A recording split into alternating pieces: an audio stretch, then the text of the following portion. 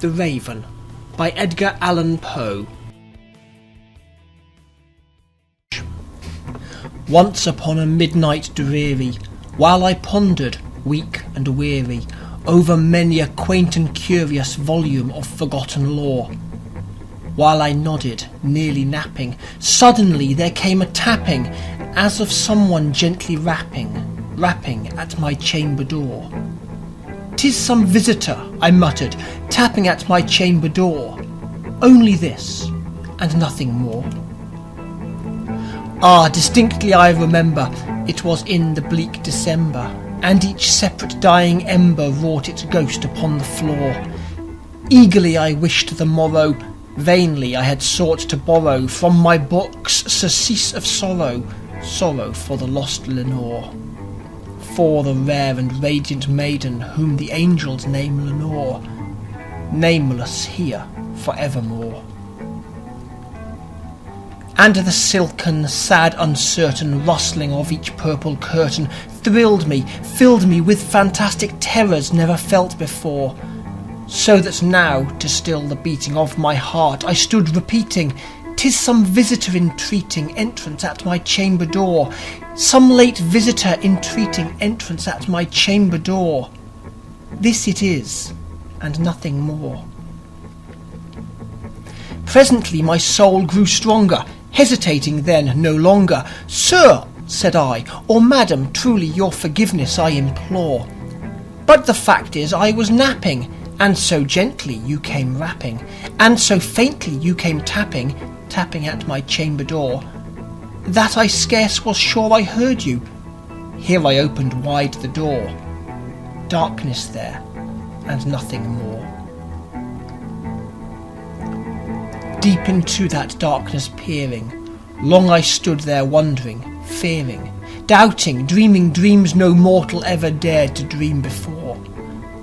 But the silence was unbroken, and the stillness gave no token, and the only word there spoken was the whispered word Lenore. This I whispered, and an echo murmured back the word Lenore. Merely this, and nothing more. Back into the chamber turning, all my soul within me burning, soon again I heard a tapping, somewhat louder than before. "Surely," said I, "surely that is something at my window lattice. Let me see then what thereat is, and this mystery explore. Let my heart be still a moment, and this mystery explore. 'Tis the wind, and nothing more." Open here I flung the shutter, when, with many a flirt and flutter, in there stepped a stately raven of the saintly days of yore. Not the least obeisance made he, not an instant stopped or stayed he, but with mine of lord and lady perched above my chamber door, perched upon a bust of Pallas just above my chamber door, perched and sat, and nothing more. Then this ebony bird beguiling my sad fancy into smiling, by the grave and stern decorum of the countenance it wore, "Though thy crest be shorn and shaven, thou," I said, "art sure no craven, ghastly, grim, and ancient raven wandering from the nightly shore. Tell me what thy lordly name is in the night's plutonium shore." Quoth the raven, "Nevermore." Much I marvelled this ungainly fowl to hear discourse so plainly, though its answer little meaning, little relevancy bore. For we cannot help agreeing that no living human being ever yet was blessed with seeing a bird above his chamber door, bird or beast upon the sculptured bust above his chamber door, with such a name as Nevermore. But the raven, sitting lonely on that placid bust, spoke only that one word, as if his soul in that one word he did outpour. Nothing further then he uttered, not a feather then he fluttered, till I scarcely more than muttered, "Other friends have flown before. On the morrow he will leave me, as my hopes have flown before. Then the bird said, nevermore. Startled at the stillness broken by reply so aptly spoken, doubtless, said I, what it utters is its only stock and store, caught from some unhappy master, whom unmerciful disaster followed fast and followed faster, till his songs one burden bore, till the dirges of his hope the melancholy burden bore of never, nevermore. But the raven, still beguiling all my sad soul into smiling, straight I wheeled a cushioned seat in front of bird and bust and door.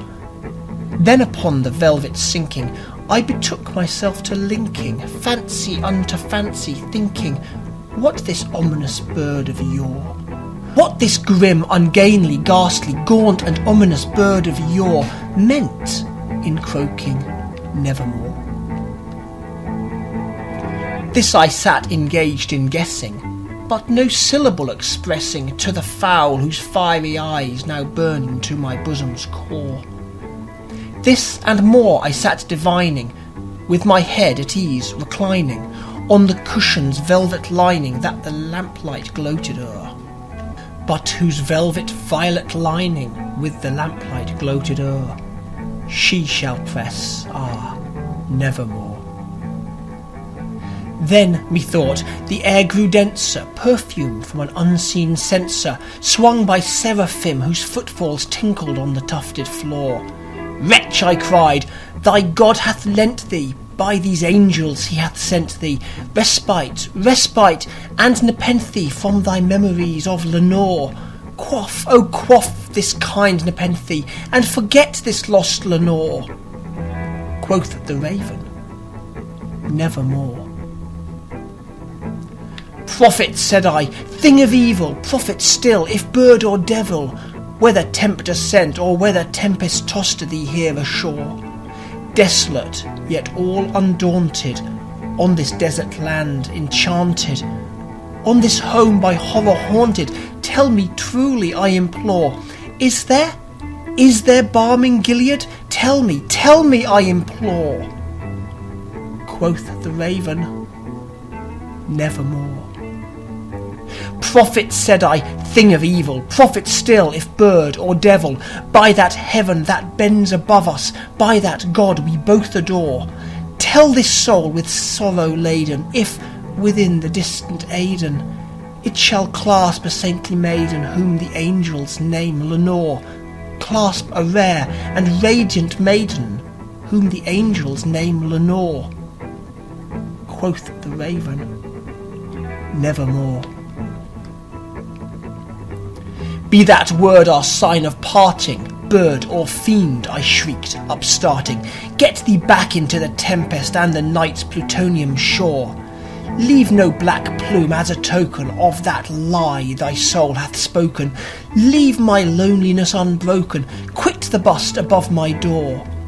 Take thy beak from out my heart, and take thy form from off my door.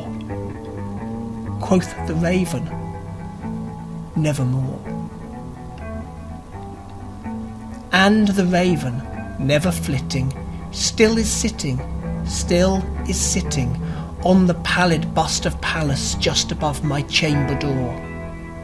And his eyes have all the seeming of a demon's that is dreaming, and the lamplight o'er him streaming throws his shadow on the floor. And my soul from out that shadow that lies floating on the floor shall be lifted nevermore.